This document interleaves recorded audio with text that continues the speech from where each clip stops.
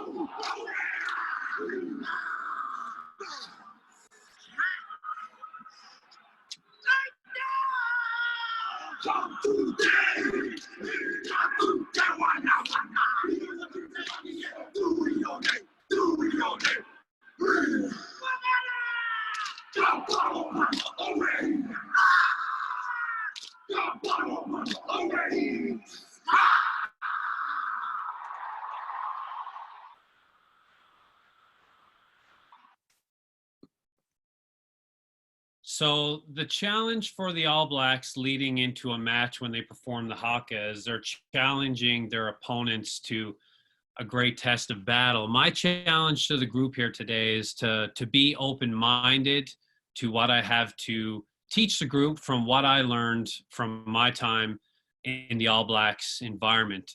For those of you who do know me, I am wearing pants today. I know some of you texted me beforehand, asking me if I was going to do so. I am wearing pants. For those of you who don't know me and don't know what I've done, in 2018, I opted to go on a bit of a different journey than most coaches do during the off season. I traveled to New Zealand, and after much kind of journalistic investigation, I was able to work my way into the All Blacks environment for about a month. Spent a lot of time with their coaching staff, got to attend some trainings, and also had the pleasure of seeing them beat France in Dunedin, New Zealand. And reason why I wanted to do that was because I've always been a big believer that culture is far more important than the actual technical components of the game. If you can instill a great culture with your group, you already have a solid foundation for how you want your team to operate. And I first gained interest in the All Blacks from reading the book Legacy. I read it numerous times, and as a result, I ended up going to read some other books, including Sir Graham Henry's autobiography, Richie McCaw's autobiography, and a couple more books that kind of touched on the culture of the All Blacks, but also what New Zealand is like as a country. So I became very engulfed in how are they doing this, because New Zealand as a whole is a very small country, only 4.8 million people. And in comparison to some of the other countries they compete with, they have a much smaller pool of people to actually perform and operate their team. As you'll see here, the current Rugby World Rankings, New Zealand's number 2. That's a result of the minor blip in their record, not winning last year's Rugby World Cup. South Africa were successful in doing so. But nonetheless, this is a very rare occurrence for the All Blacks not to be ranked number 1. Same thing on the women's side. Again, 4.8 million people in the country to draw from, and they're sitting at the top of the rankings in comparison to other countries that have well over 50, 60, and you look at the US, well over 300 million people. So they're basically drawing from a very small pool of people to win. 77% winning percentage on the men's side since the 1905 Originals team. And since women's rugby began in 1990, the Black Ferns have an 87% winning percentage in all of their test matches, Rugby World Cups, and international competitions. So as you can see, these two teams, this group of high-performing athletes and coaches and staff know how to win. So I wanted to know how they did it. They have less players, less coaches, less money to draw upon than other people. So I wanted to know how they did it.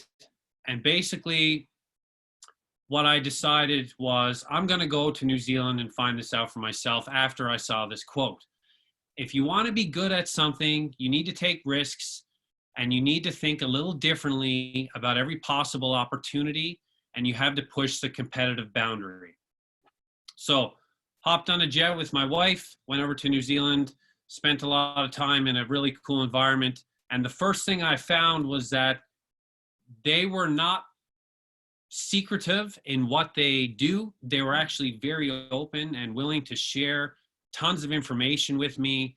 And I realized that they're willing to do this because it forces them to have to innovate and lift their own standards, because they believe that if they share their information with other sports organizations, other countries that they compete with, it's likely going to take that other sports organization or country a year or two to understand it, adapt it to their realm, and then apply it. And by that time, by the time, say, South Africa or Australia have adapted and applied it in their own realm, New Zealand has already moved on from those concepts. They've innovated and they've lifted their standards. So what I'm discussing with the group here today are things that I learned in 2018. And perhaps they are still using some of these concepts, but they've likely lifted them and they've likely moved on from some of them. The first thing I want to talk about before I get into exactly what I found is a concept derived from a book called The 5 Dysfunctions of a Team by Patrick Lencioni, I believe his name is. And I found that the All Blacks really kind of adapted it in their own way. And they did this by first establishing trust. So their belief is that in order to establish trust amongst a group, there needs to be vulnerability, and that starts with the leader. When there's trust amongst the group, there's going to be better harmony, which allows individuals to feel like they can engage in ideological conflict. So that's constructive conflict in order to find the best solutions and best practices for the organization. If you have an environment in which you can have robust discussions with each other and everyone can give their own opinion and kind of have some push and pull when discussing a certain idea, then clarity can be gained for what exactly the plan is. And once everyone is clear on what the plan is, there's likely going to be a greater sense of commitment. And as a group, when you have everyone committed to one goal, everyone is going to be more clear on it. And then everyone's going to seek that goal with a higher set of standards. And because you establish that trust at the very beginning, so at the very beginning of the season or however your team may operate, because you establish that foundation, the team members then are going to feel a little bit more comfortable to hold each other accountable. And if there is that sense of accountability amongst the team, not just from the coaching staff, but amongst the actual athletes, then this means that you have a group that is practicing a greater sense of humility, that no one is bigger than the team, and the team's results themselves mean more than the individual's results. But the team's results also matter more to the individuals themselves. So 10 things I found. 1, environment. 2, leadership. 3, they place a great emphasis on learning. 4, they are mentally proficient. 5, how they prioritize what they're going to teach.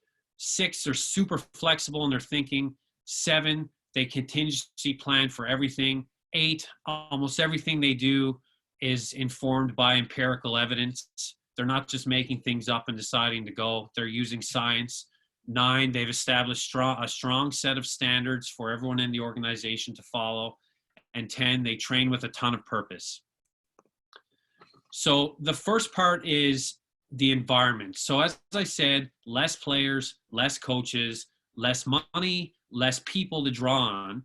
But more importantly, All Blacks players have the opportunity to leave the country. They could go to France, England, wherever it may be, and earn more money than they would playing for the All Blacks or any team in the Super Rugby circuit in the Southern Hemisphere. So how could you keep top athletes in an environment where they know they're going to make less money? Can you imagine asking LeBron James or someone like that, say, hey, LeBron, I need you to play for my team, but you're going to make significantly less money than you are for the Lakers. So how are they doing that? Well, they've essentially created an environment that no one wants to leave, an environment so strong and so unique that is player-driven and a brotherhood that the players just won't find it anywhere else. And as a result, they want to stay in it for as long as they can, usually until their early 30s, and then they make their way overseas to France or England, like I mentioned, to make a couple $1 million a season. So the first part of the environment, the first thing that's established from the coaching staff and the leadership group at the beginning of every season is they're trying to decide what is it that new players are joining. So when a new player joins the All Blacks group, what is so unique about the environment? And they create a list of 10 points that make that environment special. And the first thing I noticed was that it's a very sacred environment, and the concept of the jersey instilled in Maori belief is very unique and not necessarily something I've seen from other organizations. But basically in New Zealand, there's this thought process that if you were to buy a house, for example, you bought the house, but you do not own that land. You are just occupying that land while you are alive. The land will always be there. Someone else will occupy that land. So that's the same for the jersey. When you join the All Black group, and let's say you're wearing number 10, that is not your jersey because someone wore it before you and someone will likely wear it after you. So the notion that the team is always going to be there, the jersey is always going to be there, is heavily ingrained. But when you're wearing the jersey, you have a really cool opportunity to potentially do something that someone before you has not done. So you can, quote unquote, leave the jersey in a better place. And this means a lot to the group. And I'll show you a quick example of one of the athletes in an interview. Once we got on the field, I was like, man, this is happening for real. I was trying to hold it in there because I was looking up and I was like thinking about my grandparents and I was like, oh, shucks, man, I wish they were here. Tears started rolling out. I was like, oh, man. it's gonna look ugly though. I'm gonna look ugly after this, but man, it was such an experience. Hey. So I'm not sure how it looked on your end, but that was Carl Tuinu Kawafi during the national anthem of his very first game playing for the All Blacks. Tears running down his face during the anthem. It was obviously very important for him to be in that moment, his first time playing for the All Blacks. Another example is the language they use in their environment, which is very unique from any other organization I've found. Another quick video. Yeah, I was doing my job, and just looking after my mates. It was where's my buddies? How can I help them? At the time, I was just doing what I've been trained for, doing my job, look out for my mates, watch each other's back. So that was Willie Apiata. He is the only recipient of the Victoria Cross in New Zealand. In 2004, Apiata was a part of the New Zealand Special Air Service troop in Afghanistan, and he and two other corporals were attacked by 20 enemy fighters. Basically, Apiata and the two other corporals decided to post up and grab a snooze. Apiata on the hood of one vehicle, the other two corporals on the hood of the other vehicle. And grenades were thrown, and some of the shrapnel seriously injured one of the corporals on the other vehicle. Apiata was tossed from his vehicle, but he was okay. But he did notice that one of the corporals was seriously injured. And in order to get that injured corporal to safety, he had to carry that man on his back 70 meters uphill through the line of fire to get him to a medical tent. After doing that, Apiata then rejoined the battle. And once he returned to New Zealand, he was awarded the Victoria Cross for his bravery. But the big thing here is that, one, he didn't really want the Victoria Cross, and two, he didn't want to make a big deal of it in the media or in any press conferences, because he truly believed that that was just part of his job. It wasn't anything unique. It wasn't anything special. It was just what he was trained to do to save one of his corporals. Interesting note is that Apiata's nickname is Widamu. So here's where the language piece comes in. The All Blacks do not call any technical aspect of their play exactly what it is. So in the hockey realm, for example, we say defense or offense or forecheck, etc. The All Blacks call defense Widamu. That is Apiata's nickname. And the reason for that is they believe that it brings a greater sense of grounding in New Zealand lore and culture if they can use stories like Apiata's to kind of attach to the heart of the players a little more. So when they say defense, they say Widamu. And the belief there is that in defense, for example, it's not a sexy thing, but it's something that you're trained to do. And if you're a great teammate, you're looking after your mates, like Apiata said, and you're performing great defense. The third part of the environment, and if my screen is blocking any of the presentation, you can feel free to clear me off or put me in a different corner so you can see it. The third part of the environment that I found really interesting, and the dynamic of their staff has recently changed because Steve Hansen has retired and Ian Foster has become the head coach, but they have kind of two tiers of their coaching staff. They have the sweet spot, which at the time was head coach Steve Hansen, assistant coach Ian Foster, manager Darren Shand, and one really interesting part is this man named Gilbert Anoka. Gilbert's title is Manager of Leadership and Coach of Culture. And then below those 4 gentlemen are their assistant coaches for positional and video coaches, and their strength and conditioning coach. And I'm going to come back to this a little later because I think that it's a highly undervalued resource that in North America, it seems like we're kind of missing that. I'm seeing it. I saw it a lot in the Southern Hemisphere where these types of people were employed on staffs, not just in the All Blacks, but in rugby teams in Australia. The only piece of evidence I've seen thus far of this being done in Canada is Canada Soccer has someone like this on their staff. But beyond that, I'm not really sure. So as I mentioned in this pyramid, trust is established through vulnerability, and that usually starts with a leader.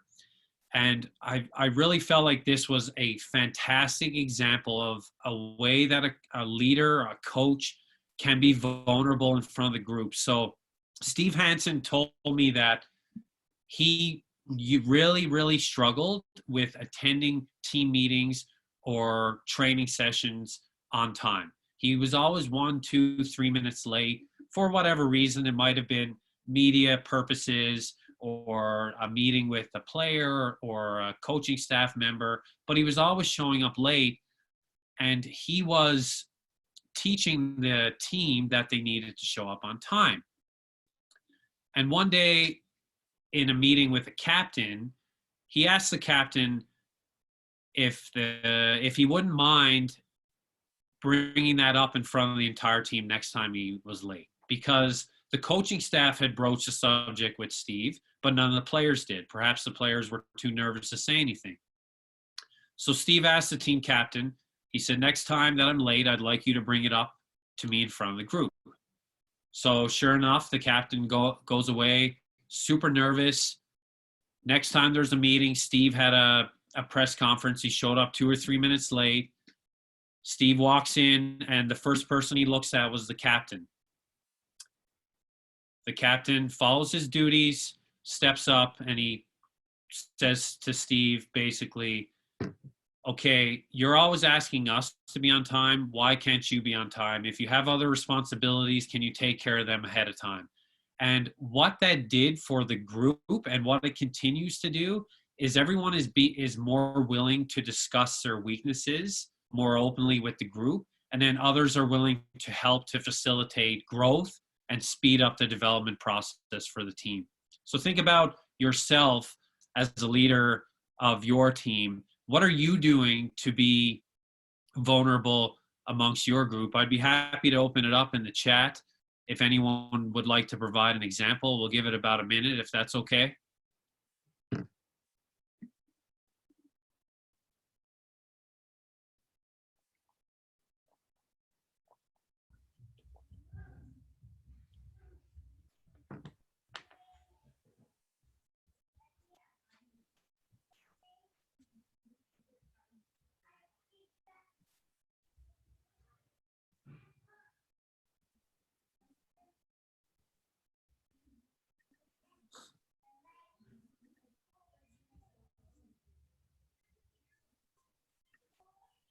Are we getting anything? Nope. Doesn't look like any questions. So guys, as Travis is moving along right inside the chat, just ask any questions, and obviously as we move along, something pops up, but we'd love to make it interactive. Yeah, Roger Shannon just posted up. Here we go.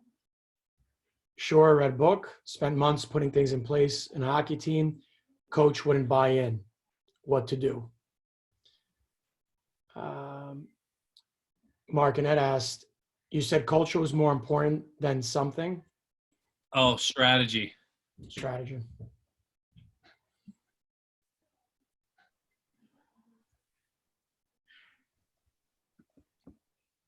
Roger's take is pretty interesting.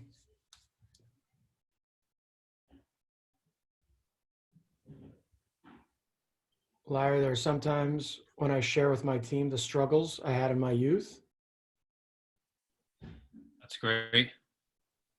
And then Barry had asked, any chance you can share the questions with the whole group?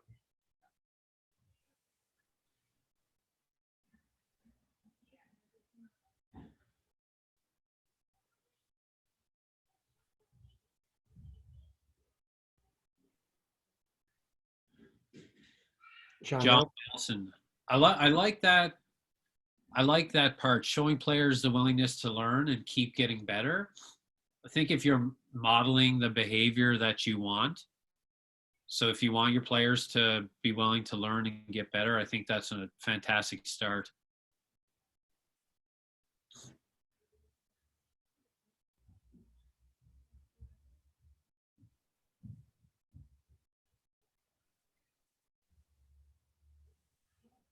Yes, there it is, Brandon Cote. I don't know you, Brandon, but I love that. Admitting you were wrong. I think that goes a long way with athletes if you make a mistake, because there's so many things going on for coaches to process in various moments throughout a day, and you add in high pressure scenarios like games, you're bound to make mistakes.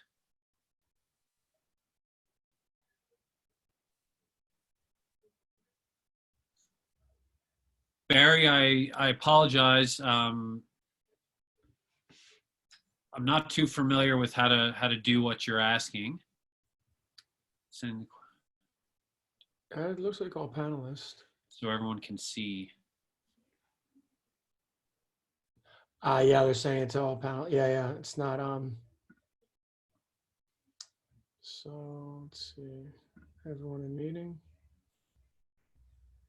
Yeah. So what you guys look at is when you see the send chat to, there's a button there that you can click all panelists or everyone in meeting. So if you'd like everyone to see it, you just, where it says send chat to, hit the one that says everyone in meeting. Okay, we're good to go. There you go, Barry. All right, we're going to move on. I have some more things. So the second part that I mentioned in kind of the top 10 things that I learned was leadership. And it starts with how they select their captains. So if we were to take kind of 3 balls and toss them into a funnel, it starts one with seniority. So who are the players who have played the most in the All Blacks environment? Who are the guys who have played 25, 50, 75 test matches? Let's pick all those guys. Okay, but now we need to whittle it down. What's the second part? The second part is performance, okay? Who are the athletes who consistently perform not just on the field, but perform the values of the team off the field? So if we had 10 guys who are the senior guys, maybe it whittles down to 6 or 7 guys based on that criteria. And the third one, to whittle it down even perhaps a little bit more, is knowledge. So I know a lot of teams do poll their players. Who should the captain be? Who should the assistant captains be? And sometimes it's a popularity contest in the sense that who's the best at planning the party. I think that this gets to the point a little bit better. So each player is distributed a note card, and on the note card, there's a question. It says, when you don't know what to do on the field, who would you ask? And that question is about who of your teammates would you ask? And when the responses come back in, the top answer, that's your captain, because he's a senior guy. He performs the team's values off the field. He consistently performs on the field, and he knows exactly what needs to be done on the field. The other guys, whoever ranked 2, 3, 4, 5, etc., those are your assistant captains. That's your leadership group.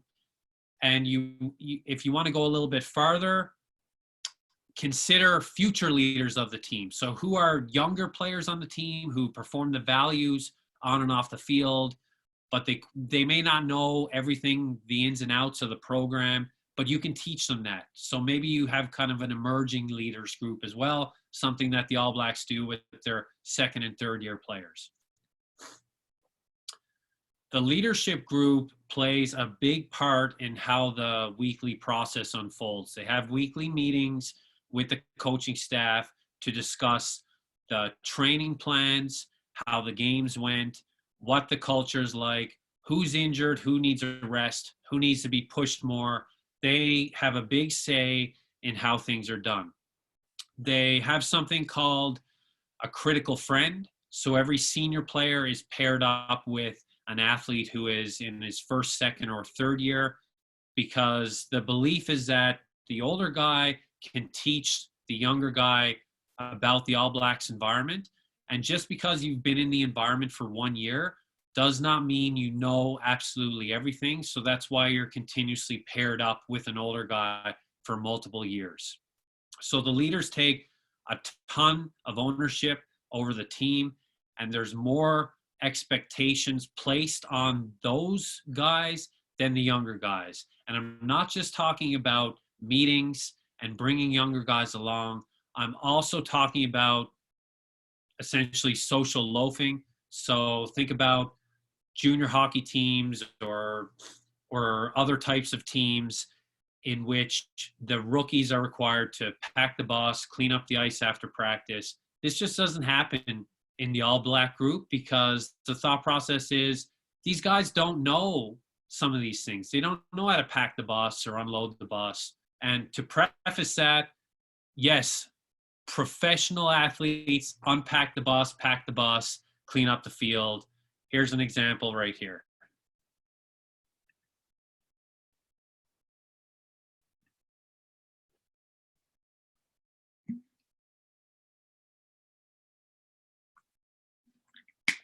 So it might have been a bit choppy, but that's okay because I have a still here. Basically what happens is when the equipment truck arrives at the stadium or the hotel, every member of the team, coaches, staff, athletes, line up as so, and they hand everything out. If you cannot see the far right of the screen, inside the truck is Gilbert Anoka, the manager of leadership and culture coach. And then throughout this line, there are many people, including former assistant coach Wayne Smith, performance analyst Jamie Hamilton. The man holding the trunk at the time was the highest paid All Black, Sonny Bill Williams. He now plays in Toronto. Further down the line, the last guy you can see on the left side, all you can see is his head. That is the captain. I think actually he's retired now. He retired right after the Rugby World Cup. Captain Kieran Reid. So this just demonstrates that no one is above the team. Everyone participates. No one is socially loafing. Everyone is participating as a member of the group. Number 3 is the high emphasis on learning that the All Blacks place in their environment. So it starts from the very beginning in the coach's message that the coach is the teacher and the athlete is the one who needs to be open to learning. But this can also be flip-flopped in the sense that the athlete can teach the coach something and the coach will be open to learning because communication is a two-way street. And the learning process is quite different for the All Blacks. And this is one piece that I'm talking about that's informed by empirical science, and that's learned by teaching. So it's a cyclical process in which, for example, if the team is going to have a defense meeting on Tuesday, the coach who is responsible for that area will select 2 to 3 to 4 players on a Monday. He will show them the video that he has prepared for the meeting in terms of strategy. They will then have a discussion about it. Then the coach will teach the athletes how to teach that strategy. So things like tone, when to pause the video, when to open it up to the group. And then the players and the coach will then discuss it.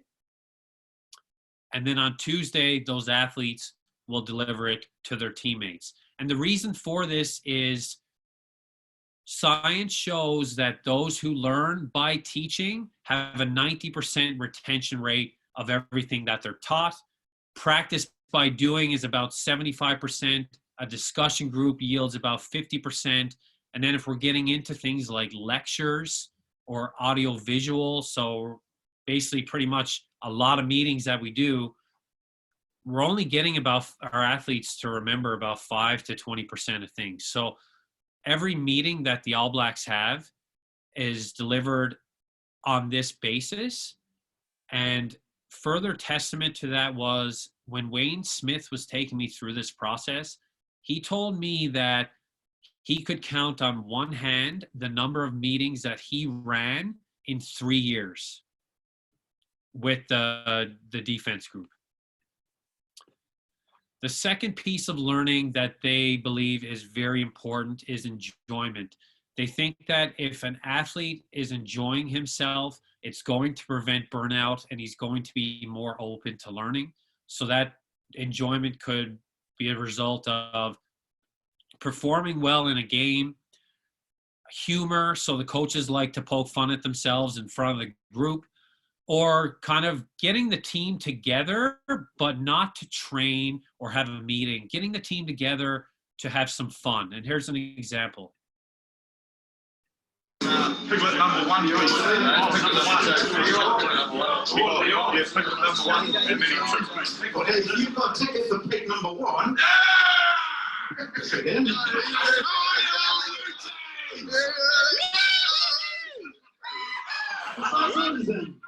There we go.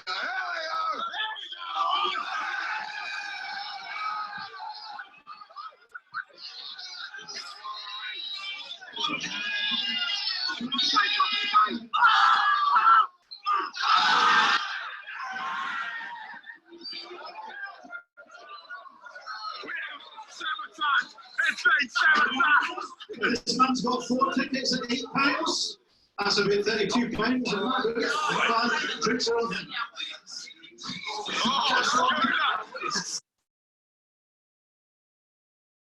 So that's what they call rugby club.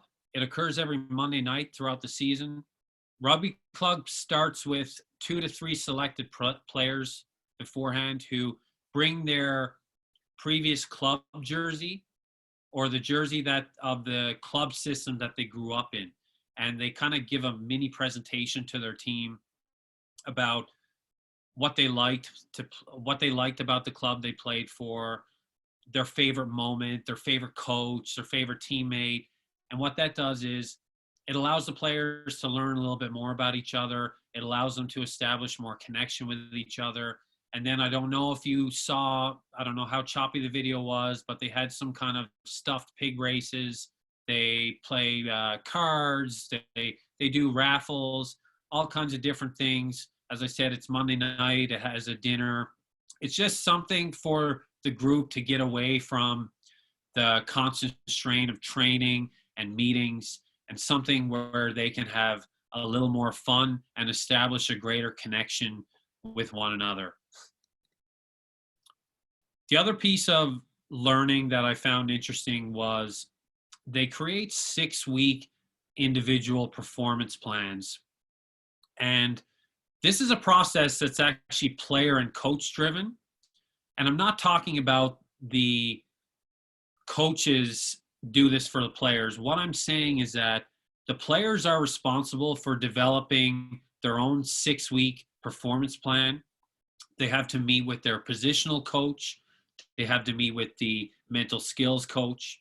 They have to meet with the culture coach, the nutrition coach, the strength and conditioning coach, and they have to develop a plan as to how they're going to improve in the mental, technical, and physical areas.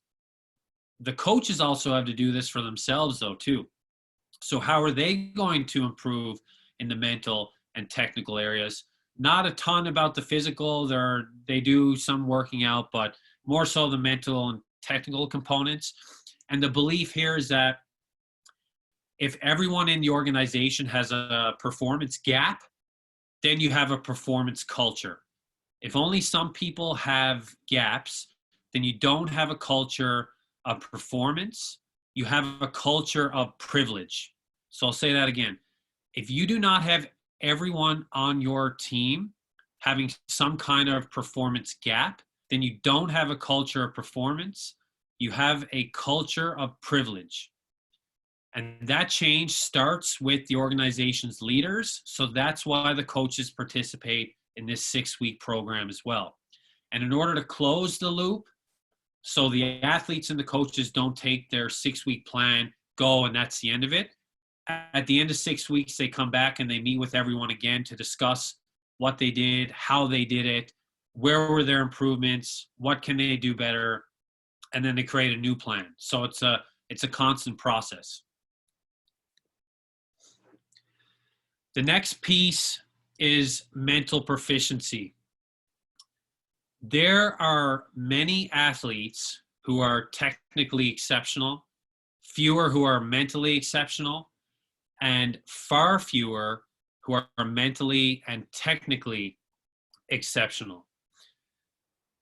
The All Blacks focus a lot on the mental component of their game through this process of performance preparation, focus, and review, because they believe it gives them an edge on everyone, because leading performers tend to look towards internal factors to work out where they need to perform and improve. But here's the kicker. The kicker is that there's always a strong bias towards the technical, because those are the things that are easy to grasp, see, and count.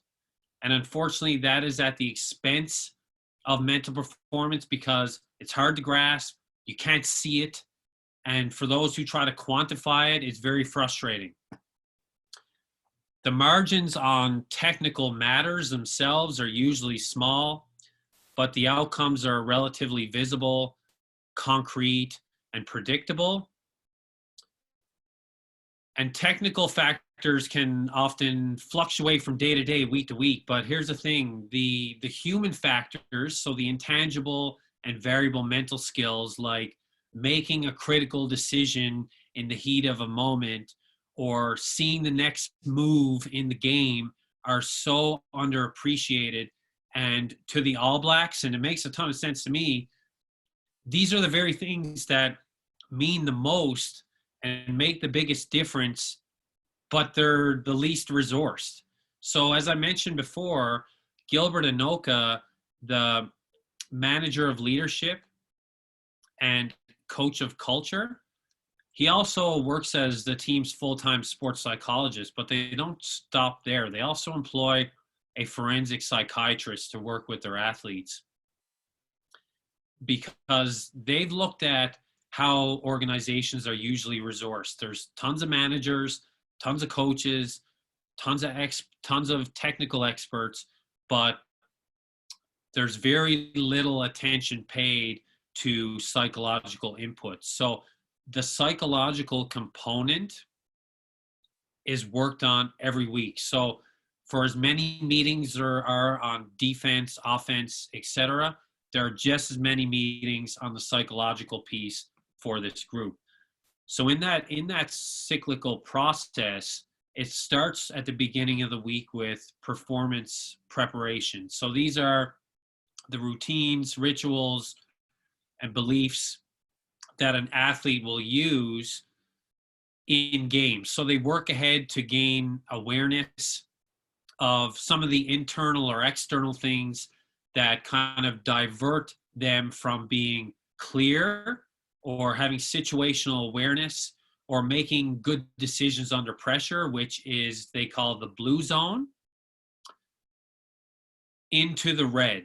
So what are moments that in which I am really dialed into the game, but then something happens that causes me to become distracted, panicked, overwhelmed, succumbing to pressure? What are those moments? So if you were to ask any athlete, it could be something like the ref made a bad call, or I missed an open net, or someone hit me in a way that I didn't like. But before that, I was like really engaged in the game. So these are things they have the athletes focus on at the beginning of the week in order to come up with a plan. But they don't do it just with the athletes. They do it with the coaches as well, because they want everyone to understand pressure. So they have everyone develop a mental blueprint for reacting to pressure. Because here's the thing, the working memory can only hold 5 to 9 things at a time. When you add in real life information, the memory can only hold 4 to 5 things. And if you are someone who succumbs to pressure, now you can only focus on one thing at a time. So you add in a ton of high stakes, uncertainty, small margins, fast changes and judgment, and you have an athlete or a coach who is succumbing to that pressure, they're only able to focus on one thing at a time. So I'll take you through the whole process. Working memory would be your athlete is sitting on the bench, about to go out for a shift. Okay, 5 to 9 things on the bench. Then the athlete jumps onto the ice for a shift. Now they're beginning to have to process real-time information. So that 5 to 9 is now dropped to 4 to 5. So think to yourself, what are the 5 to 9 things I want my athlete to know all the time? When he or she gets on the ice, what are those 4 to 5 things I need them to know?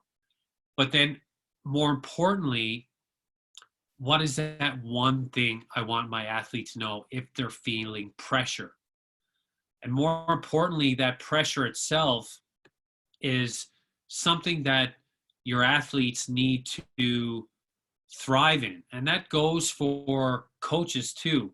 Coaches, did you know that if you have an athlete who has come to the bench and they're really upset about something, that it usually takes them about 3 emotional comments before they lose enough intensity to make a shift to a reflective state? So how many times have you had an athlete come to the bench and you give them feedback right away and they snap back at you, and then we look at it as if they're disrespecting us? That's happened to me before, and until I kind of engaged in this environment, I didn't know that. But this is an example of the empirical science that the All Blacks use. So basically what they do is, because they understand this, they'll usually ask the athlete 3 questions before they actually get to the feedback with the athlete. So they'll ask the athlete what their opinion was on the situation. You listen to it and you reword it in a way without parroting back their words, but you basically try to ask them 2 more questions before you get to that feedback, if you can sense that your athlete is struggling with pressure or is upset about something. The focus piece, this is very important. This is when athletes are actually on the field. It's a 3-second mantra that they use for when their attention goes from clear to diverted. It's step back, step up, step in. So step back means take a quick overview of the situation, see the difference between when you're clear, when you're not clear, decide on a more effective response, and put it into action. But you can't decide on a more effective response unless you've done the work ahead of time. So think about the times when you've been thrown off.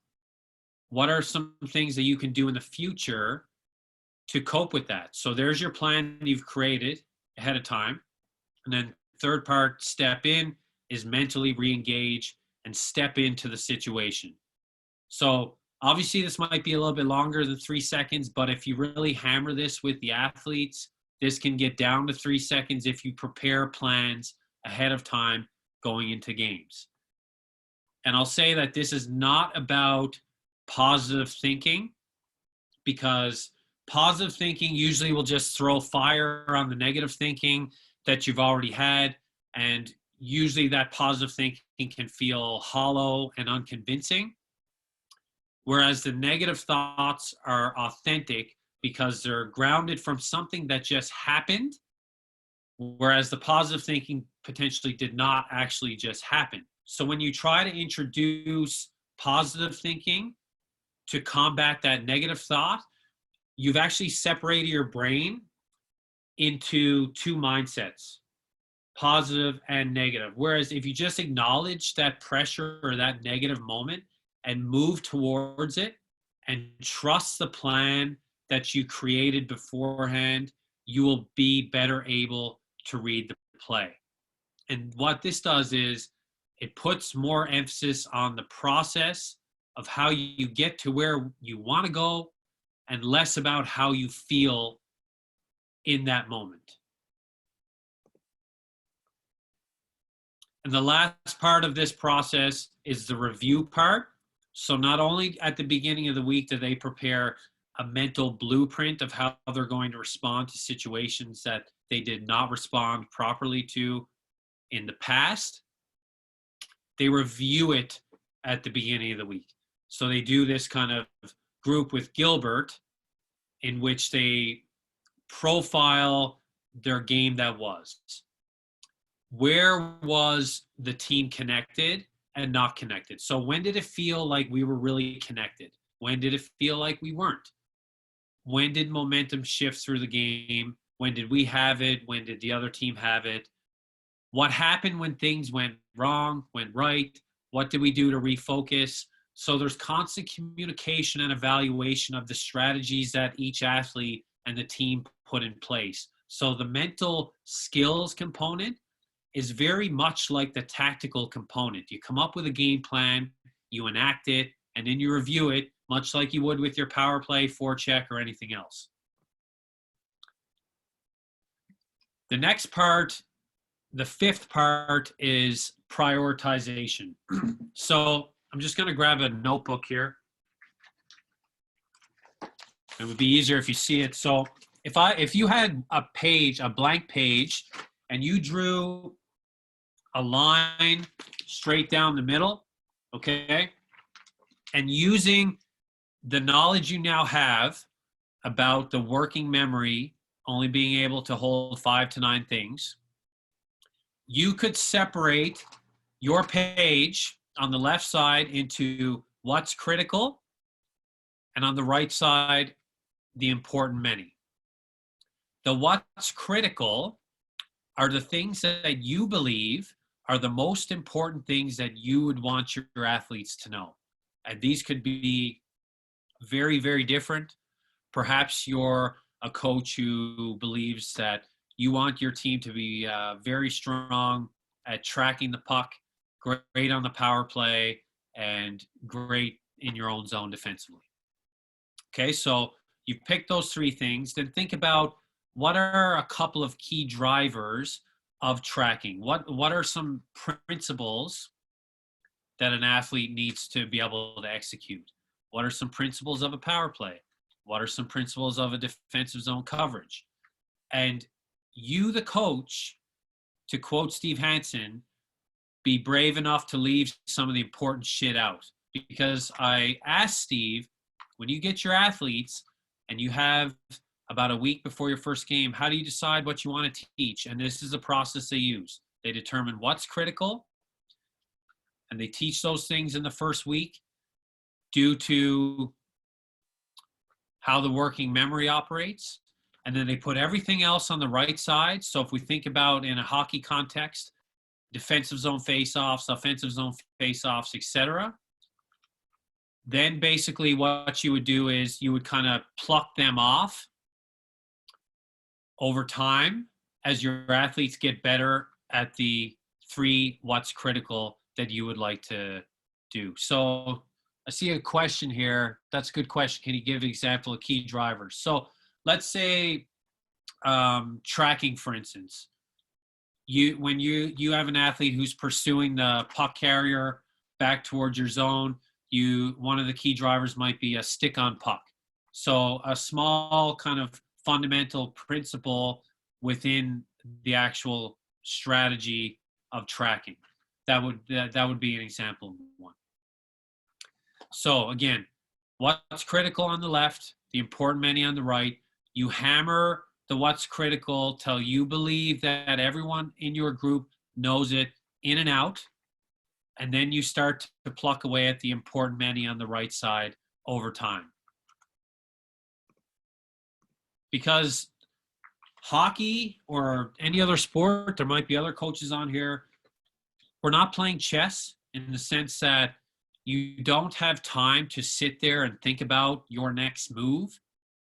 You have to make a move immediately. So why drown your players in information so they're drinking water from a fire hose? Why not be more explicit and concise in what you want them to know so that they can go out and execute on those things to the best of their ability because you did a great job of teaching them. The next part, flexible thinking. This is all about being open-minded as opposed to being closed-minded, because the open mind is far more advanced because it requires the mental strength and security not to feel a need to demonstrate your knowledge to others. With less need to impress, you will be more open to learn. So over the course of a calendar year, the coaching staff, management, and senior players will get together to discuss keep doing, stop doing, start doing. So they'll do an inventory of everything that they do as a group and determine what they should continue to do, what should they stop doing, and what are some new and fresh ideas that they should implement into their operation. But they do this using a mantra called disagree and commit. And the thought process here is that if the group is not having consistent disagreements, like constructive ones, push and pull on ideas, then they're not exploring every possible option and finding the best solution to whatever the problem might be or the new idea might be. The second part I found rather interesting is once a year, the coaching staff will swap roles. So usually the way rugby works on the international circuit is teams will play against each other 3 times over the course of 3 or 4 weeks. So an example of this would be the assistant coach who was responsible for defense. He would take over the offensive attack and vice versa. The backs coach would take over for the forwards coach, and the forwards coach would take over for the backs. And this does a couple of things. One is it offers the athletes of that position, say the backs, an opportunity to hear a consistent, different voice. But it also offers the coach essentially an in-season development opportunity to potentially learn something new and teach something new that they likely haven't taught in quite some time. But it also offers interesting perspective in the sense that if you're the coach of the backs and you need to teach your athletes how to defend forwards, well, now that you've coached forwards for a short period of time, perhaps you gain better insight as to how forwards are trying to attack backs. So when you go back to coaching the backs, you now have a new perspective on how those forwards operate, and you can potentially better defend them. So think about in a hockey context, there's a coach who's responsible for defense and a coach who's responsible for offense, likely the power play, and the defensive coach is responsible for the penalty kill. Think of those guys swapping roles and gaining potentially further clarity and insight on positions that they haven't coached a ton, new voice, and a new perspective on how to potentially defend or attack those positions when they move back into their specific realm. The last part is upskilling. So they do a lot of work with other organizations to improve their culture and improve their athletes. They've done work with Alabama football, Golden State Warriors, San Antonio Spurs, U.S. military and Navy, in which the coaches and leadership will travel to these teams. Oh, I'm going to stop for 1 second. John Nelson. Yes, the coaches would switch for 3 weeks at a time. So they would coach that in the game as well. But back to what I was saying is they'll spend a lot of time trying to evolve their culture. They'll also spend a lot of time bringing people in to teach different mechanics to their athletes. So they brought in the New Zealand ballet head coach to teach their athletes better lifting mechanics for lineouts. They brought in the U.S. volleyball coach to teach their athletes better mechanics for jumping, for shagged balls.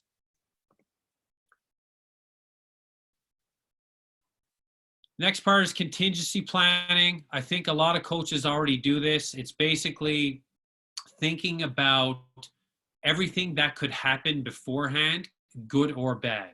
What ifs? What if this happens? We're going to do this, because it's important to look at both ends of the spectrum, because if you can't face anything short of the ideal, then you're sentencing yourself to constant worry and regret. If you look ahead and anticipate the main things that could go wrong and you plan a response, then you have yourself a helpful, prepared reaction to that unwanted situation. But the cool thing is that you have the opportunity to follow it or not as the situation demands. Your intuition as the coach will help you decide whether to use it or not, but it offers you a chance to not be paralyzed by analysis in the heat of the moment. And it can actually bolster your performance and be more resistant to the pressure of a moment. So you're essentially adapting to a potential situation before you need to react in the moment.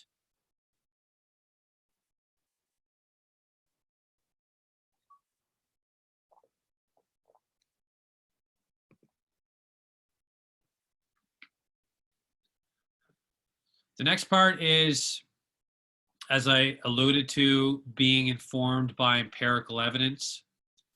The first part is sports science.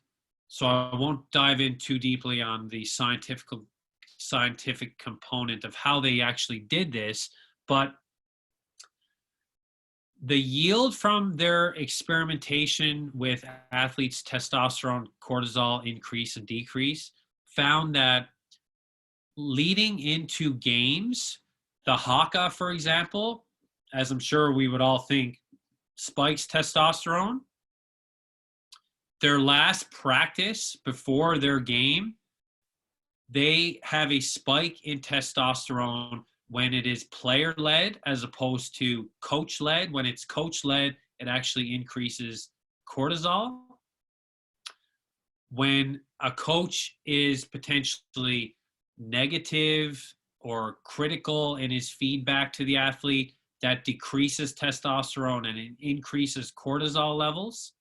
So what they've tried to do is, because they're only playing on Saturday, they're trying to slowly ramp testosterone levels so that it's at its peak for the game. So if there's any kind of critical feedback given, it's usually done earlier in the week, and more positive type feedback given throughout the rest of the week. Second part is, they believe that reaction times can be primed on game day. So they'll actually have their athletes perform, I don't know if everyone is familiar with Kahoot, but it's basically a educational platform that you can use on an app, and you can create the questions yourself as a coach, and the athletes then participate along on their own smartphone or iPhone, and you are rewarded points for how quick you are to respond to the question correctly.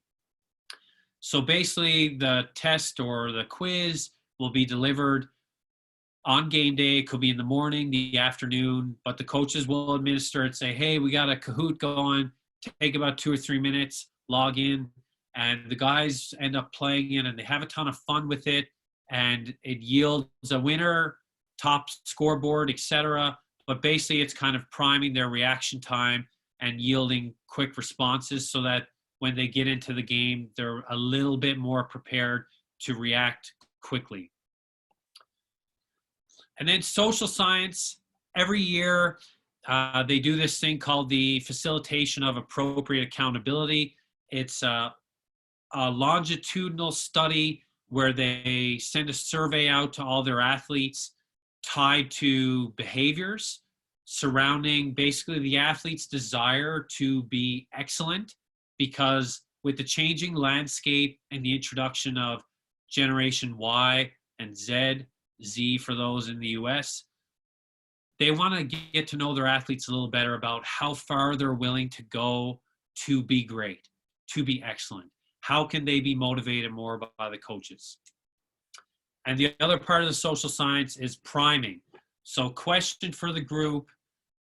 I believe most people have been to a dinner party before. I'm going to give you a minute or two to write in the chat. Think about a time when you and your significant other or just yourself, you walked up to a friend or a relative's house for a dinner party. You knocked at the door. Tell me some steps that occur over the course of the evening at that dinner party until you actually leave the house. 3, 2, 1. Tell me what a dinner party looks like. Go ahead.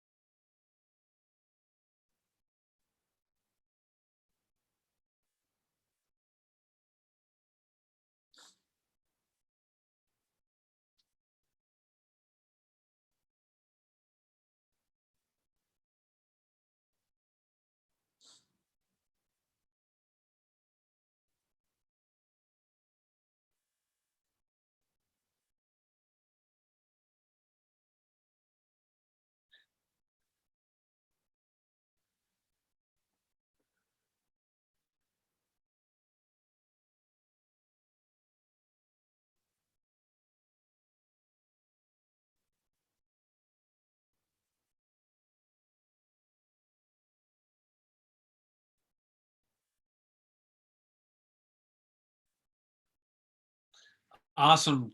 Awesome, everyone. I appreciate your responses. Paul, I don't know who you are, but it sounds like you really want to get the party going. More drinks. I really like the responses. So we have kind of entering, small talk, drinks, appetizers, dinner, cleanup, dessert, people separating into different conversations. Awesome. It's a big process. And the analogy here is that the dinner party does not begin and end with the main course. You don't step in the door and the person hands you the main course. There's a lead up to the main course, and then there's a wind down. So if I was to apply this into a hockey context, I hear a lot of coaches talk about how important it is that meetings stay short. 3 minutes, 5 minutes, 7 minutes, no longer than 7 minutes. And I do see value in that because no one ever complained about a short meeting. However, there is a ton of scientific knowledge and research on the power of priming. Basically, priming introduces the topic you're about to speak about a day before, a couple hours before, or it could be directly before the meeting. Basically, what that does is it allows your athletes' brains to actually want to know what you, the coach, have to teach. And if nothing else, if they don't want to know what you want to teach, you've at least set them up to reach them from the very beginning of your meeting, because the brain is wired for high interest when clues prompt predictions. So if you start a meeting without priming them and just dive right into the material, you've likely lost the first 1 to 3 minutes of that meeting because the brain has not been primed for that meeting. So think about a 7-minute meeting and you're firm on your belief for 7 minutes. Well, how could you cut down the material to 6 minutes to spend a minute priming, to introduce the topic? It could be verbal, it could be a picture, it could be perhaps a theme, maybe it's a funny video, something that's tied into what you're about to teach your athletes so that they're better able to absorb the information that they're about to receive from you.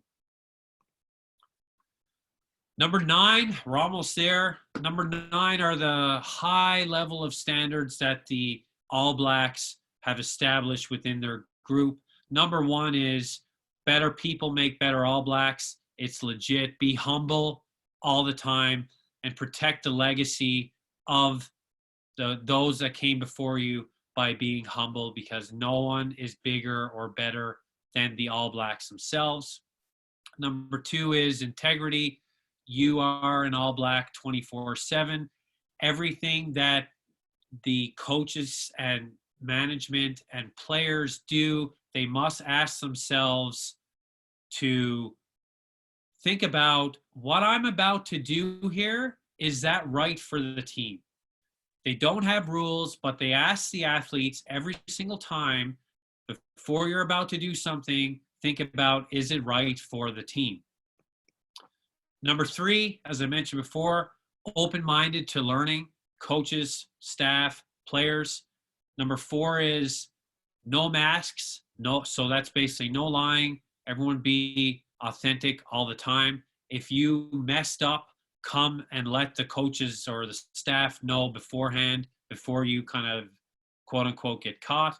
And 5 is be hungry.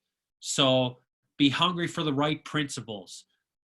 They believe it's the right principles that lead to winning. So hungry for vulnerability, like I mentioned, hungry to be a complete person, a complete player, a complete team, and be hungry for honest self-reflection, because that yields excellence.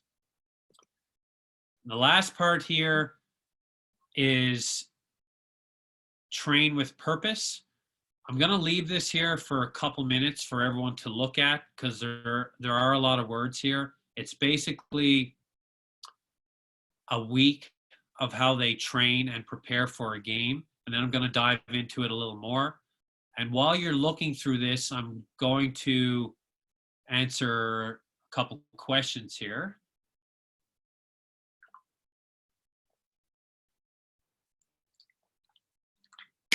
Okay, so can you give some more examples of priming? So priming could be very simple or complex. It could be something as simple as if you had a practice on a Monday and you and your coaching staff had already prepared your practice plan for Tuesday. At the end of the practice, or potentially in the dressing room with the group after, it could be something as simple as, okay, tomorrow we're going to work on X, Y, and Z, so that you've already told your athletes what they're going to work on. It could get a little more complex in the sense that you could send your athletes the practice plan the night before, the morning of, so that they can see what they're about to work on. If we're talking about meetings, again, you could tell your athletes beforehand, the day before, the morning before. It could be a text message. Okay, here's the plan for today. We're going to have a meeting before we go out on the ice. Here's what we're going to talk about in the meeting. So right away, they know what you're going to talk about. If we get even more specific about the meeting itself, think about what you're going to teach in that particular meeting. Maybe you've had a group who's really struggled to respond to adversity in games lately, and you've prepared a series of clips to illustrate your team not responding to adversity and responding to adversity. Perhaps you could find some kind of video beforehand to throw into your meeting that illustrates an athlete overcoming adversity to achieve something great. It could be a real life story, could be a clip from a movie, could be something you read in a book. Heck, you could read a small passage from a book, just something to provide the athletes with some better clarity as to what you're going to teach that day.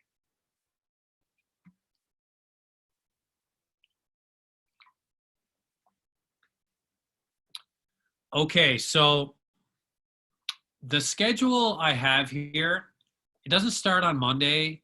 It starts on Saturday because that's when games are. And because the All Blacks prioritize reflection, self-honest reflection a lot, that's why it starts on Saturday as opposed to kind of starting new on a Monday, because the Sunday and the Monday are so important for the group. So CIA, it means clarity, intensity, and accuracy. So basically that means if the practice is going to be one that is intense, we are going to design it so that all drills are high volume and intensity. If it's a practice in which we need it to be one that we're just working on accuracy and there's more teaching involved, it might be a walkthrough, it might be a lower load on the athletes because we just played a game, and a clarity might have a little more volume with higher intensity, but again, it's just concepts that the team potentially struggled with or need more work on based on their performance the 2 days before. So there's clarity, okay? So that's about medium volume in which the team is working on concepts that they need more work on. Intensity is like brutally hard practice. This is not so much about teaching. This is about providing an experience to the athletes in which they have to work as hard as possible through pressurized scenarios that the coaches have prepared. And accuracy are kind of walk-through nature, very low intensity, very low volume on the athletes, but they just provide the athletes another opportunity to learn. So the intensity piece is particularly important because they basically try to keep the internal pressure, so their training intensity in practice, higher than any level of external pressure, so that no competition they face is higher than the internal demands that they place on themselves. Really interesting part of their structure of practices, and I watched this 2 days in a row before I was able to ask someone. For the first 20 minutes of every single practice, regardless of if it's a clarity, intensity, or an accuracy practice, the first 20 minutes are completely fundamental and skill focused that are driven by the players. So if you think of a rugby field, it's divided into 4 quadrants. And within those quadrants are skill drill, fundamental drill, skill drill, skill drill. And the players are in groups and they rotate around the field for 20 minutes, 5 minutes per drill. And they work on basic skills like tackling, catching balls in the air, passing, many different things. But the kicker here is that it's the athletes who prepare that plan, not the coaches. So the leadership group gets together with the team the night before the practice, and they talk about what they would like to work on, what they need to work on, and then they deliver it to the coaches so the coaches can input it into the practice plan. So that's a big piece of the ownership I'm talking about that these players have over their team, because the thought process is that the players know better than anybody what they struggled with in the previous game or previous practice, perhaps for a feel reason, maybe something didn't feel right. So now it's an opportunity to work on that. So last video I'm going to show, it's from a clip video that I took at a practice when I was there.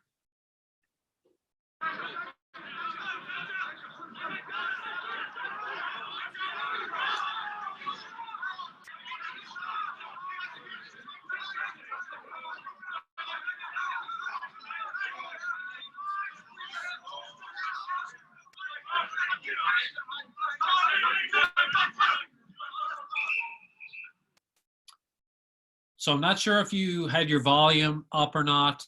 It looks pretty basic, but there was a lot of noise from the athletes communicating on the field, and that was the purpose of this clip. I wanted to illustrate how much they communicate with each other during practice. And I think that the CIA model of practice planning really offers and facilitates a greater quality of training. So this was from an intensity practice. So the athletes were very much treating it like a game. The question here, how long are the practices?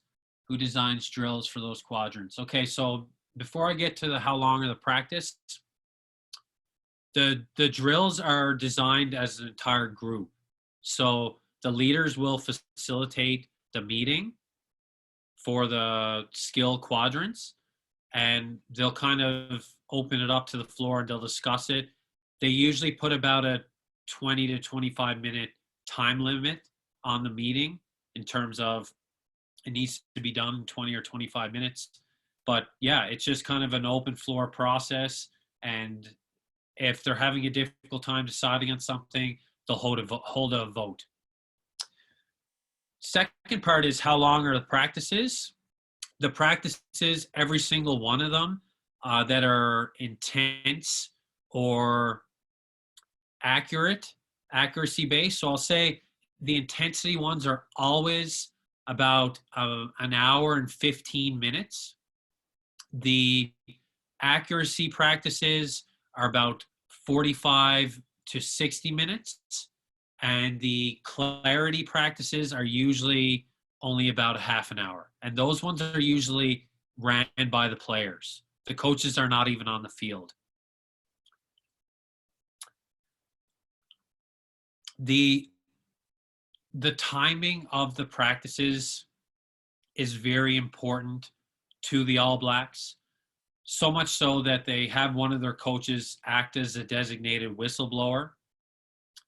Basically, after they've delivered the plan to the entire team and each drill is designated a certain amount of time, that coach who is responsible for keeping track of the time must stick to the plan.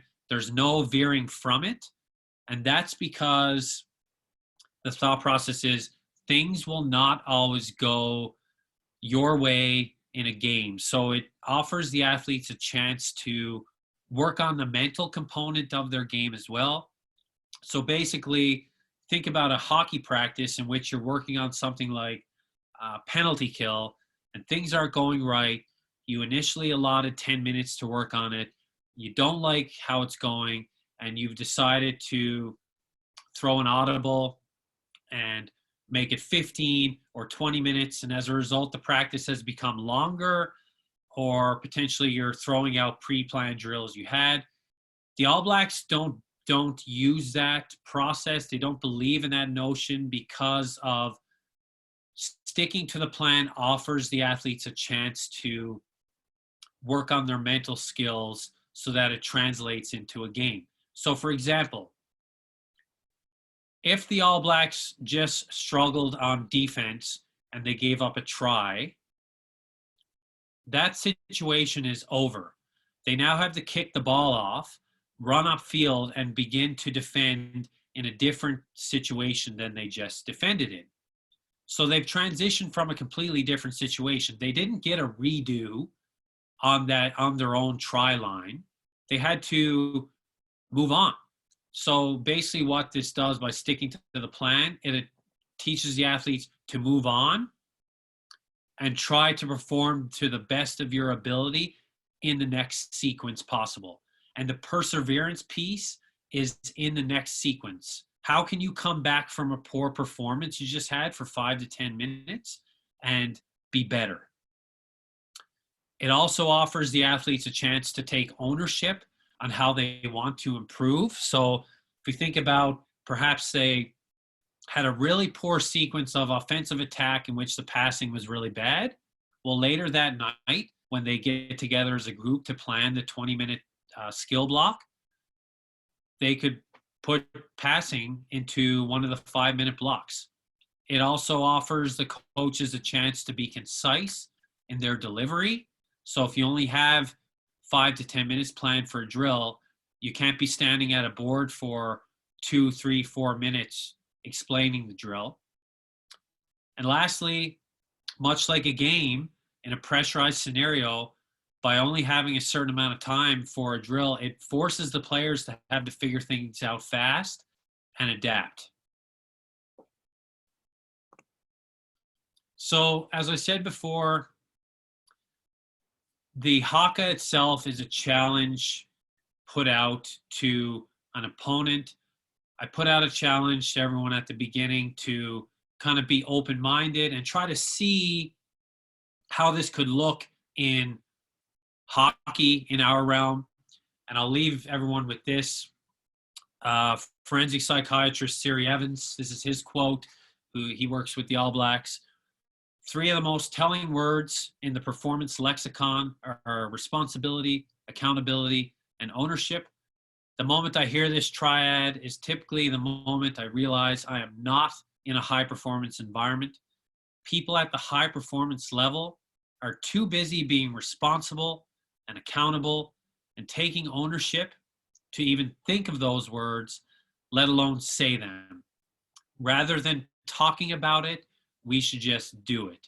So what are we doing to be more responsible and accountable to being better for our athletes? That's the challenge. If you'd like to ask me any questions privately, here is my contact information. I'd love to chat with anyone who's interested, and I'd be happy to answer any more questions or kind of talk with the group. This was a lot of fun. Thank you.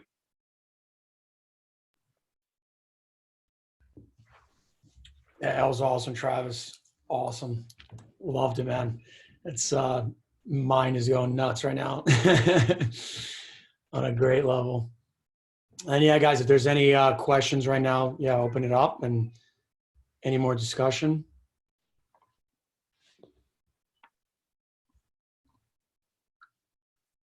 We all have the link will be available. We're going to put it out.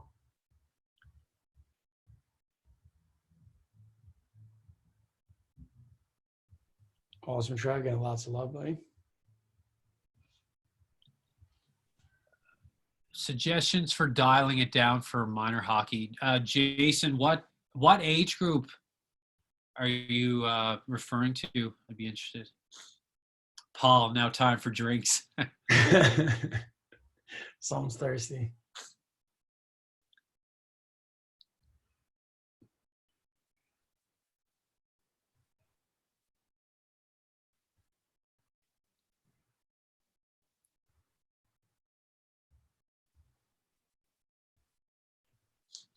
Under 18, under 16. Okay. So Jason is curious about how to dumb this down to under 18, under 16. So the one thing that might be of interest to you, Jason, is the All Blacks also have an under 20 program, and all of the concepts I've just discussed with you are uniform across the board in the program.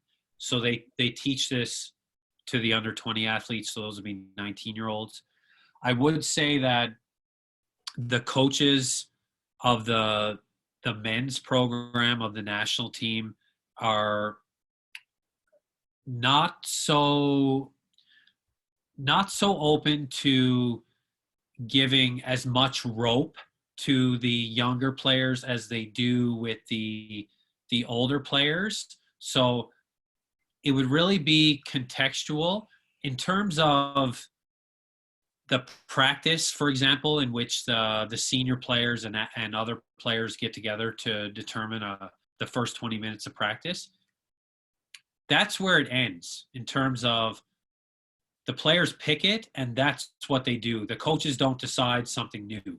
So it might be of value to you to think about doing an exercise with your group that's facilitated by you to give your athletes some ownership over the process, but not 100% ownership. So if you were to think about your major band and minor midget group, okay, guys, we have 10 or 15 minutes at the beginning of practice on Thursday.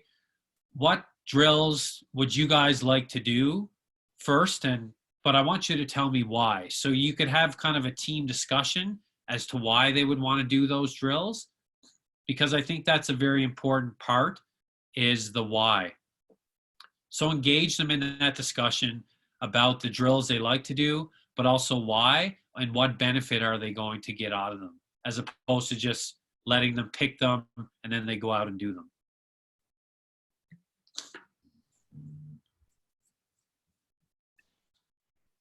Travis, I have a question in terms of, so how much of this, right, as a coach right now listening, because a lot of times what happens is you take these segments and you take these things and now it's like, oh, cool, I have a new exercise or new drill, I'm going to go implement it in.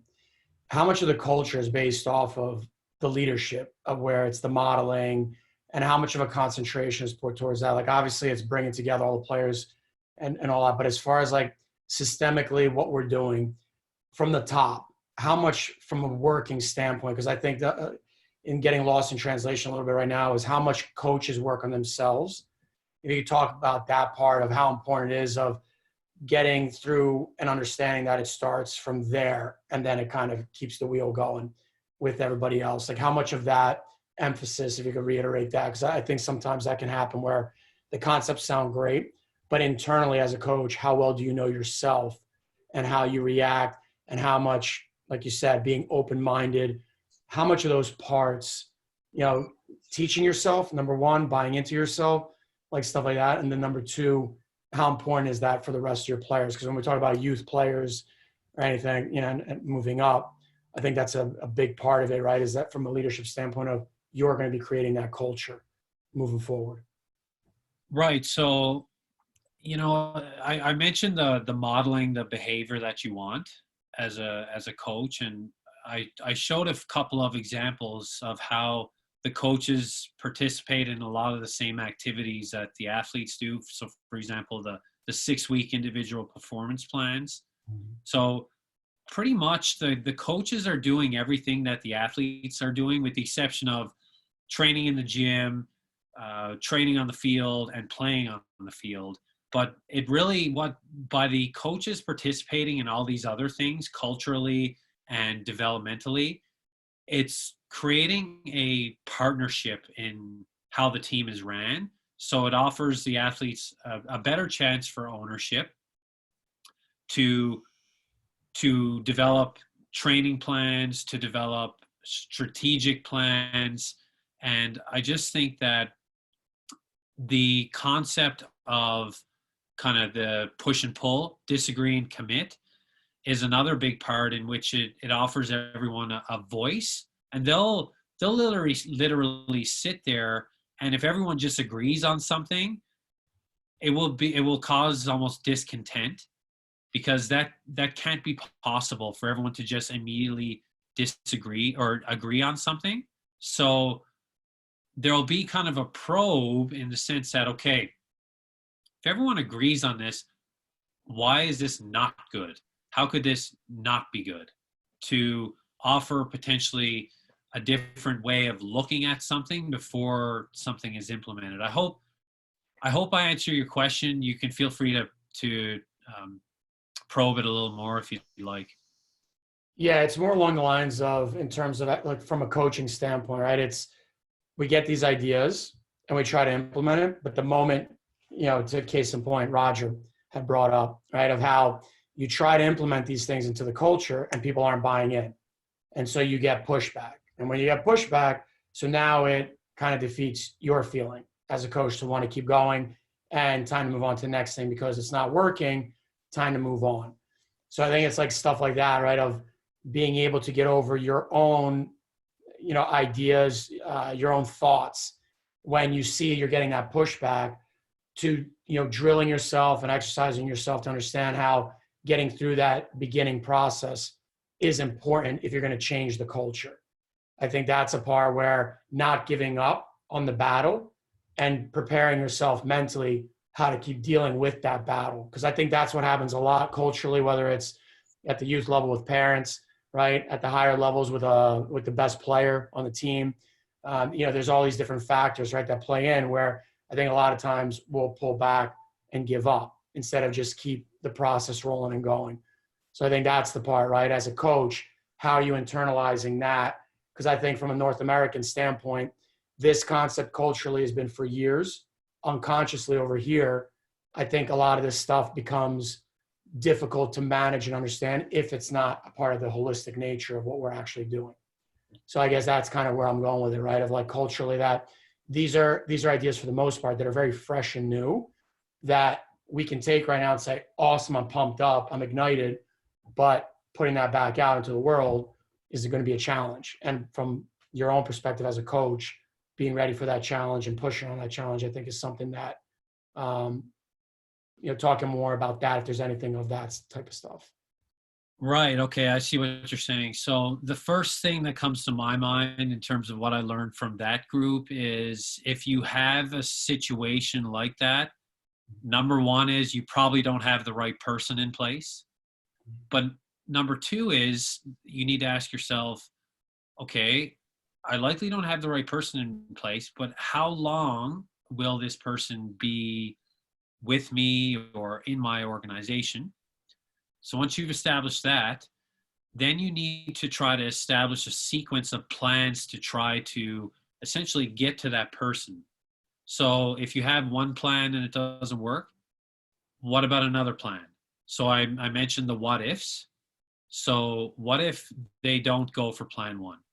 Do you have a plan 2, plan 3, plan 4, plan 5? Because if this person is going to be with you for a year, 2, maybe more, it's your job essentially to figure out a way to get to them. And you don't really have the option of giving up, because if you do give up, then your culture is going to suffer.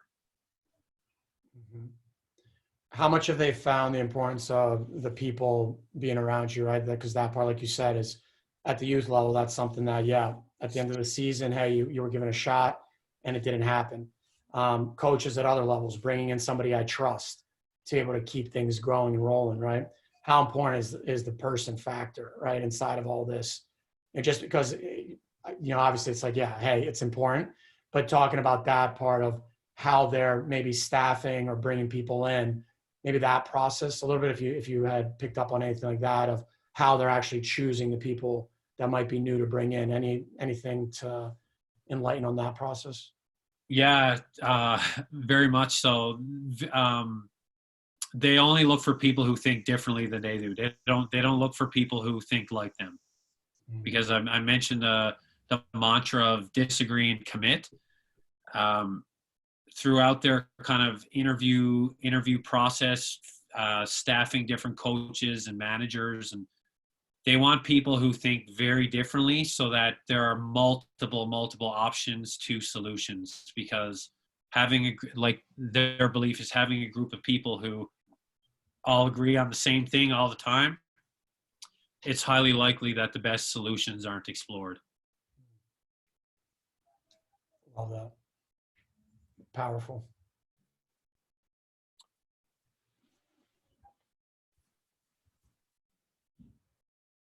Ron, do Crickard ask, do any NHL coaches think like this? I don't know. I don't know. I know a couple NHL coaches.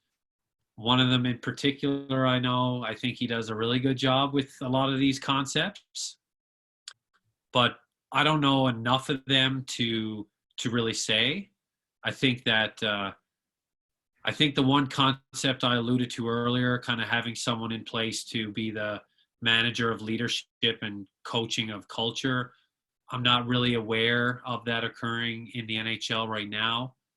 And I just want to touch on that a little more. And one of the reasons why they started to do that was because it's a lot, like the head coach has a lot of things on his plate. He has to oversee a lot of different things, a ton of responsibility with the media, a ton of meetings. So by experimenting with introducing this to the team, it offered kind of the coach to oversee it more rather than to be charged with it daily. When you have someone like this on your staff, then you have someone who you know is going to reinforce those things daily.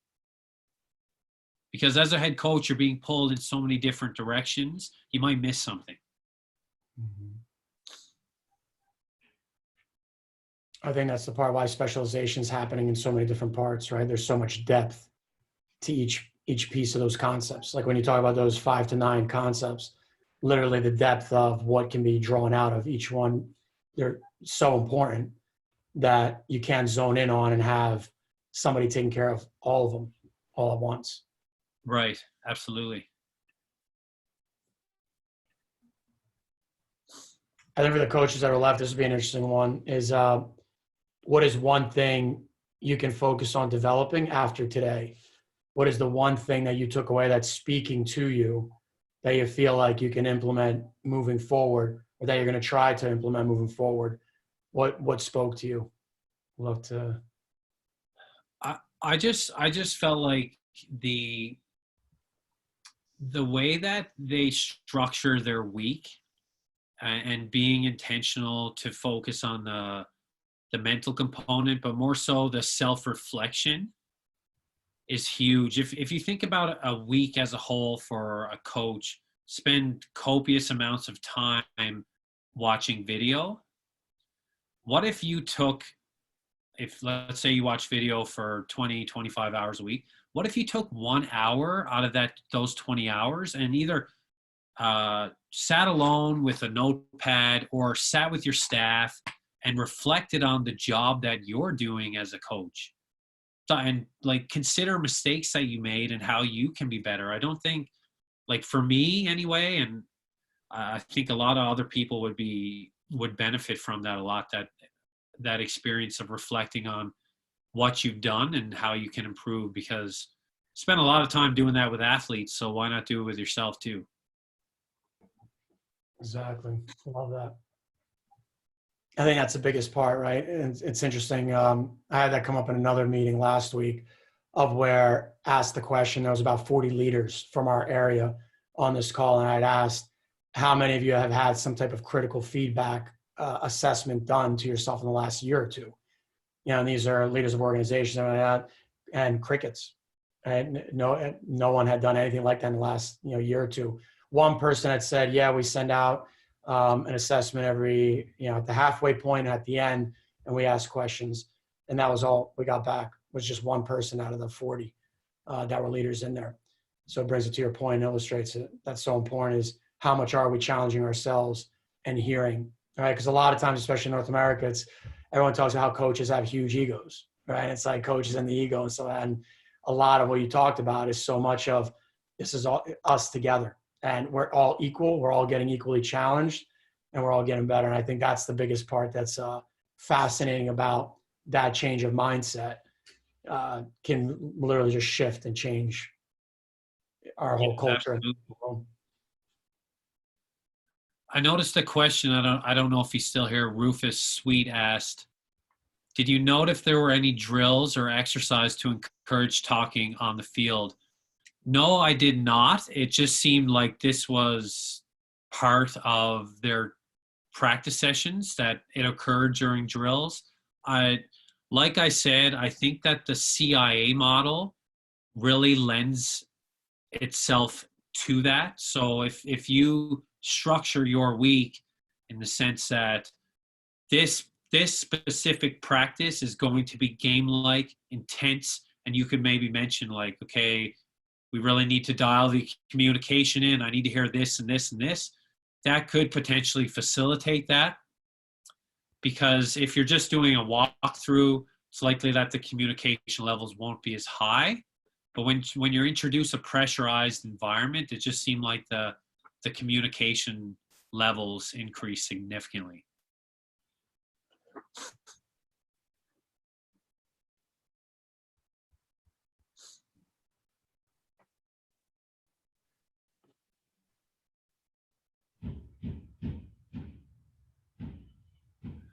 Jason, it seems to me that once you are in and value the opportunity in the right ways, you would be there for your career.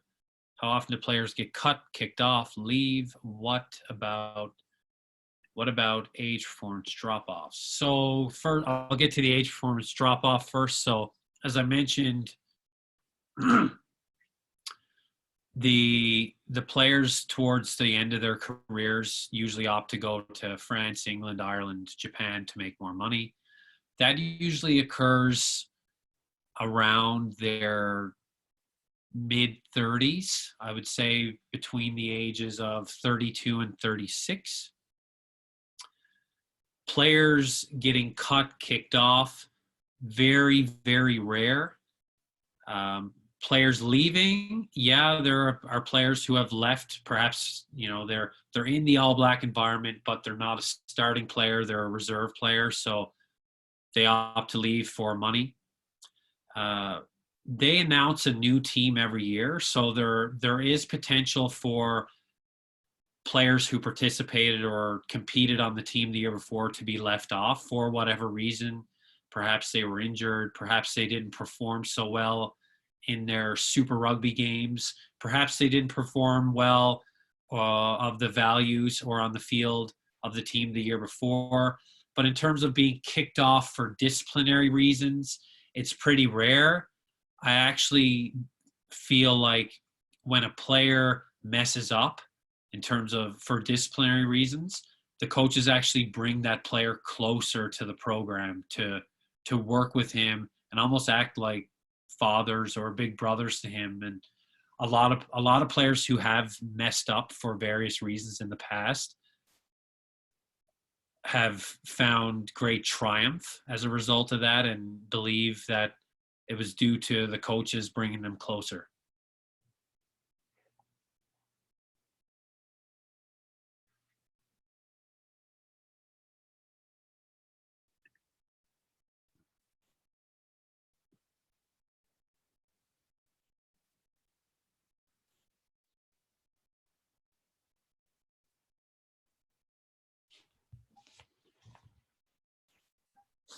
Awesome, buddy.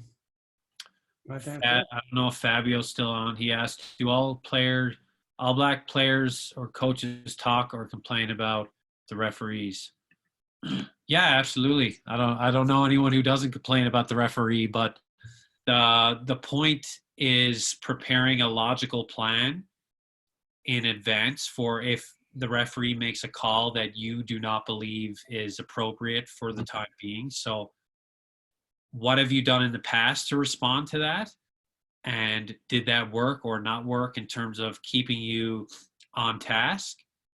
And if it did not work, what is a logical mental blueprint to cope with that in the future?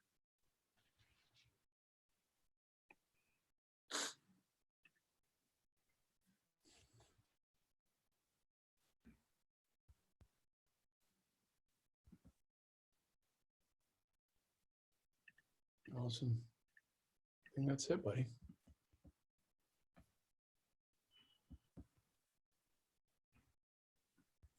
Just scanning through to make sure that I've answered questions. If anybody has anything else.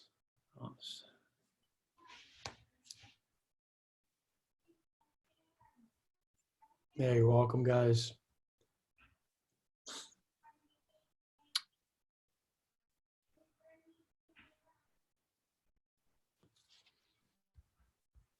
Yeah, I think we're good, man. Oh. Mark Annette said earlier on, I'm not sure if he's still here, how much of this could you use with under 10 or younger? Most associations are experiencing decline in memberships. Maybe this could help retain more players. To me, I haven't been around that environment, but the first thing that comes to my mind is the All Blacks prioritize learning, and one way to learn is through enjoyment. So perhaps whatever association you're with, Mark, really need to dial it in on the enjoyment and fun factor, and how can hockey be made more fun for the players if memberships are declining.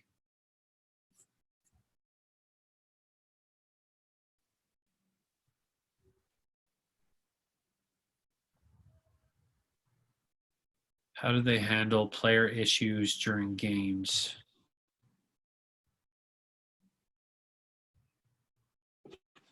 Well, it's interesting. Mark, are you referring to players not playing according to the team strategy, or what exactly did you mean?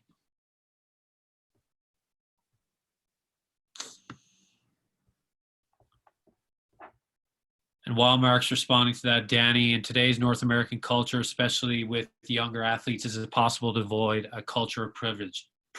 Yes. Ask every single athlete what their performance gaps are. What do you need to get better at?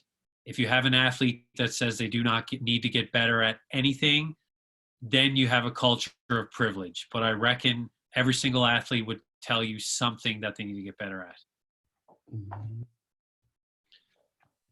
Larry, I have my players set goals for practice and games and keep a journal and then reflect on the practice and games in 5 categories.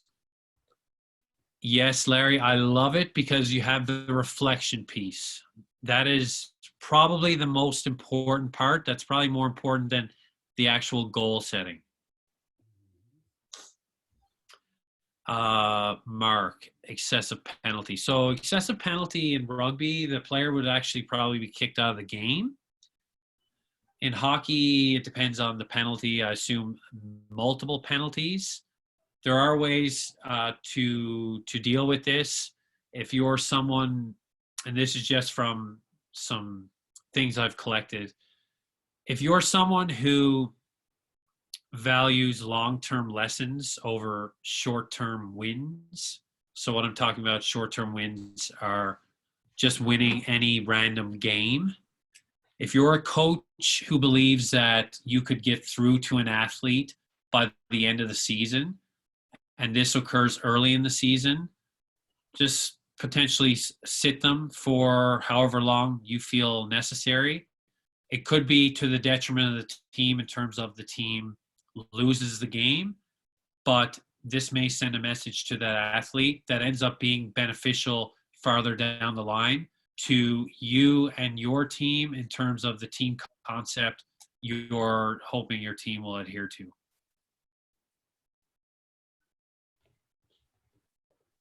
And coaches, when you're talking about the performance gaps of it's driving, right? It's driving the players towards thinking more and getting them to really dive into their performance.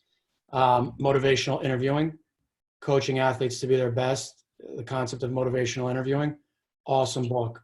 Highly recommend it. It dives into how to talk to your players of exactly the 3 questions of what Travis had brought up earlier, how to dive into it. I've just been getting into this recently, and it's awesome.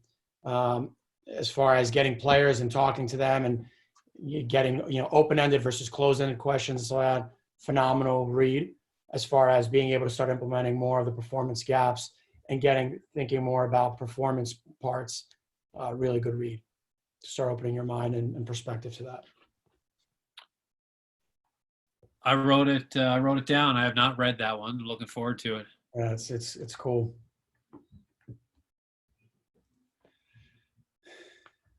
And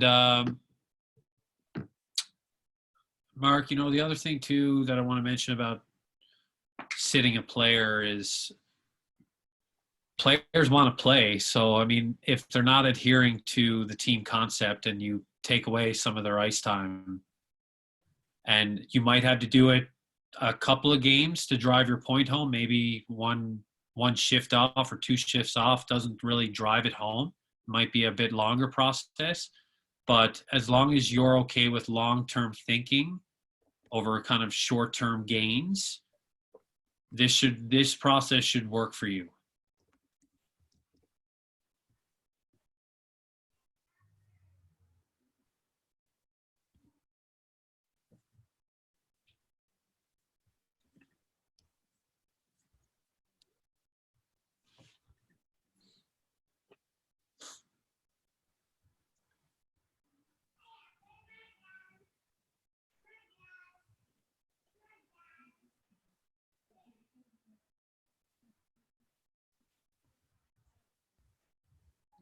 Cool. I think that's everything. Yeah, that's awesome. Yeah. There's more in prioritization. What are your critical components from a mental perspective?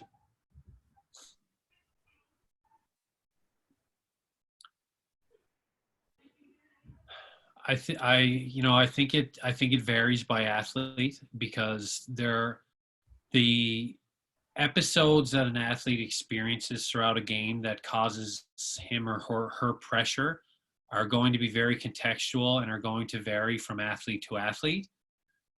I will say that when I discussed earlier the concept of a mental blueprint for each athlete preparing a plan for moments of pressure that they've experienced in the past that are likely to happen again, each athlete has their own unique process of how they deal with that.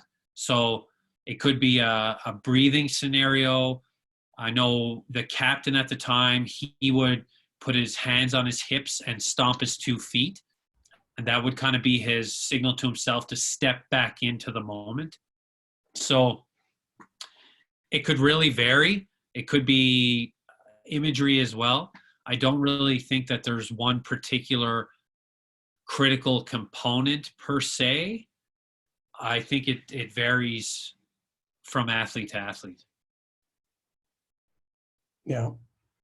And Kevin, from my experience with it, again, it's everyone's different, right? It's like a menu, and you got to figure out, right, if you're making a recipe, the ingredients, you could be using the same ingredients, but the amount of ingredients, the amount in the recipe can change, right, per individual. So some of the big ones that I know always comes up is the self-awareness, like understanding a lot of players that we've dealt with, they don't actually know what their role is.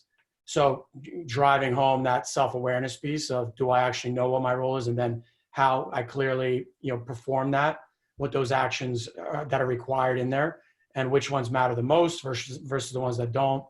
So self-awareness is a big one for a lot of players. Reflection, like Travis had brought up, the reflection, to be able to look back. Again, what it does is when you're reflecting, it's driving home fresh images. Like that's a big part with visualization and imagination work. A lot of times players are looking too much at something that doesn't exist, which is okay. Like it can help you to see a future, which is important. But they also, when you do reflecting, you're actually getting the live feedback in your mind of what just happened. So reflection is really important, because when it's live, it's fresh. The memory, the way it works, it's a lot easier to remember from that standpoint and to be able to then move forward with it. And then the last thing I'd say would be critical feedback, is being able to have from somebody else, coach, your teammates. We have players will go out and actually go ask your teammates, go ask other people what they think about your performance, and does it line up with what you think of yourself. So the feedback piece would be another one, just mentally, of creating perspective. And so that is an important one, because a lot of times players think one way of themselves, but when they hear from a bunch of teammates, it adds a lot more power to it.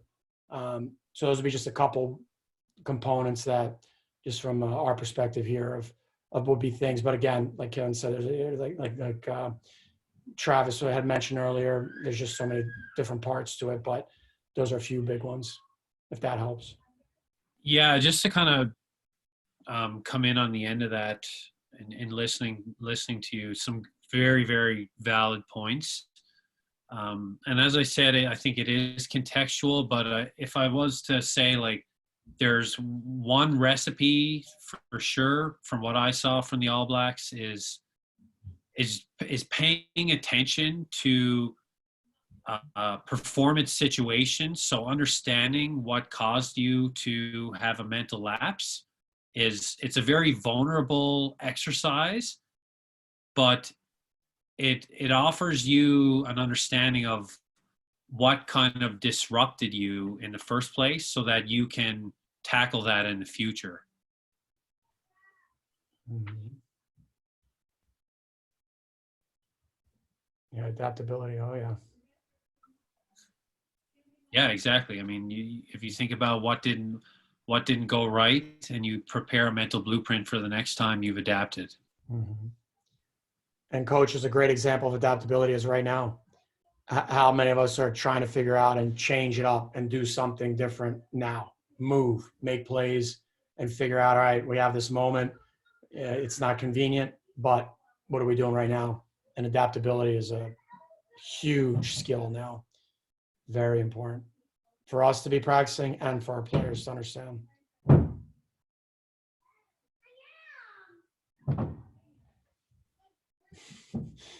think my house is about getting destroyed. What's going on with these kids? No, those are books.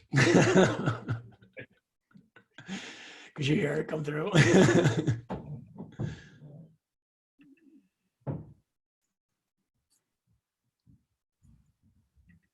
All right, I think that's everything, man.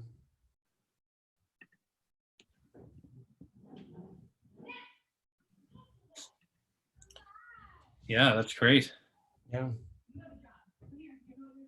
Awesome. Well, yeah, I think we'll wrap it up then. Travis, obviously, thank you very much for taking the time. This was super enlightening, awesome stuff. Very important for all of us to hear it. It was awesome. And coaches, as always, taking the time to be able to jump in and the interaction. This was great. Yeah, thank you very much for the opportunity to talk about my experience and answer some great questions and see who was all here kind of listening along. It definitely a different experience, us speaking in front of an entire group, but I really appreciate everyone's input and the great discussion. Awesome. Guys, we will post up. It'll be in the Facebook group, right? It'll stay up as live, and we will send out the link and all that. And if you have any questions as things move along, again, Travis left his information, and then any questions you can ask in the group as well, and we'll keep the discussion going. Cool. All right. Thanks, guys. Thank you. Thanks, Travis.